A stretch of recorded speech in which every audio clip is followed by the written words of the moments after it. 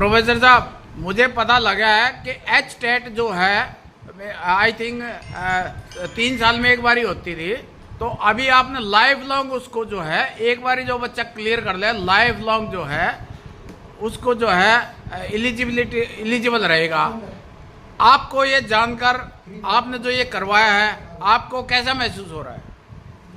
देखो, इसमें काफ़ी जो लोग हैं जो वंचित थे एस टेट, क्योंकि हर साल तो लाइक वो जो है ना भर्ती होती नहीं टीचर्स की, और बच्चे ओवर एज हो जाते हैं, कैंडिडेट जो है ना ओवर एज हो जाते हैं, उनका जो एस टेट है वो एक्सपायर हो जाता था। अब ये काफ़ी टाइम से डिमांड चल रही थी, तो अभी हम सीएम साहब से, मैडम सीएम जो सीमा त्रिखा जी उनसे मिले, जो चेयरपर्सन से भी हमने रिक्वेस्ट करी, डायरेक्टर से भी हमने फाइल चलवाई, तो ये जो एस टेट है इसका ड्यूरेशन बढ़ाया जाए।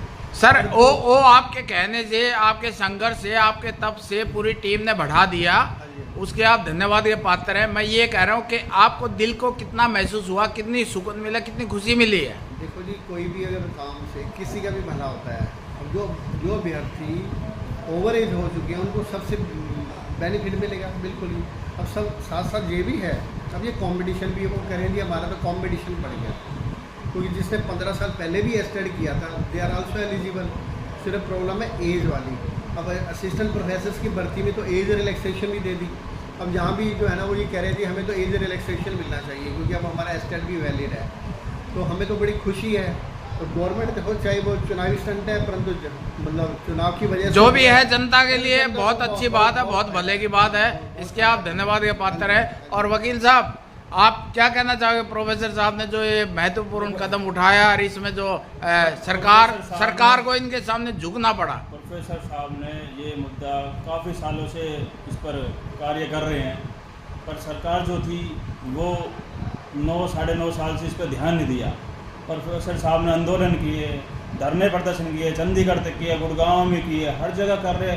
उसकी आवाज़ को ऐसा उठाया कि सरकार को उस पर देखना पड़ा और सरकार ने अपना डिसीजन बनना पड़ा और उस पर कार्य करना शुरू किया।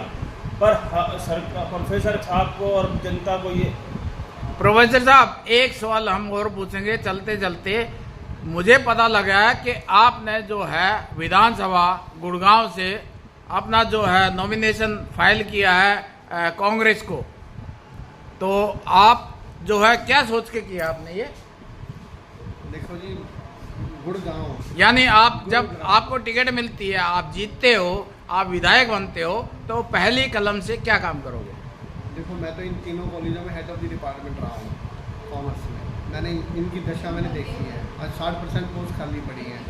बस अड्डा देखो, आपने देखा बस अड्डे का क्या हाल है, यहाँ पे जर्जर हालात में टूटा फूटा पड़ा है।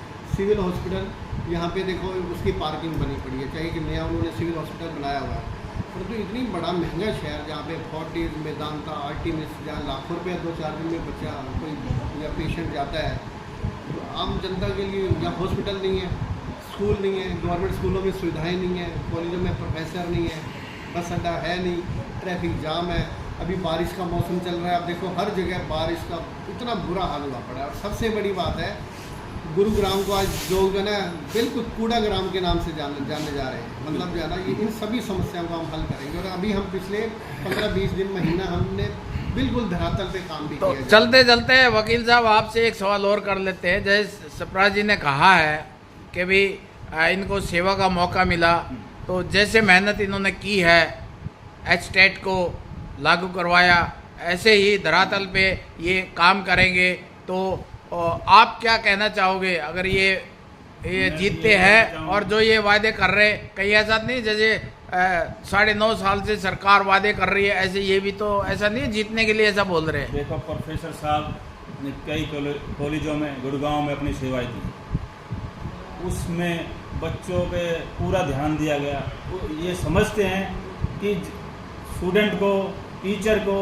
और जनता को क्या समस्याएं हैं, ये जानते हैं अच्छी बात। जो टीचर होता है उसको सब कुछ पता होता है, और टीचर तो का दर्जा भगवान के बराबर भी दिया गया कि गुरु ही से शिक्षा से ही सब कुछ होता है भाई। ये मुझे लगता है अगर इनको टिकट मिली तो ये अपने वादे पे खरा उतरेंगे।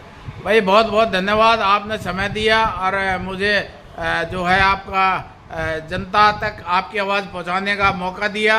और मैं चलते चलते बस एक ही बात कहूँगा कि भी मैं रियल मार्ग से बोल रहा, जो भी भाई देख रहा हो वीडियो को ज़्यादा ज़्यादा लाइक करे, सब्सक्राइब करे, सबका भला हो, सबको फ़ायदा हो, सब तक मैसेज आए। और जो एच-टेट का जिसने एक बार ही पास किया हो वो जीवन भर मान्य रहेगा, ये प्रोफेसर साहब ने कहा। और उनके लिए वकील साहब ने भी अपना जो है बढ़ चढ़ के इनको सपोर्ट किया, समर्थन किया कि बहुत ही अच्छा नेक काम किया है।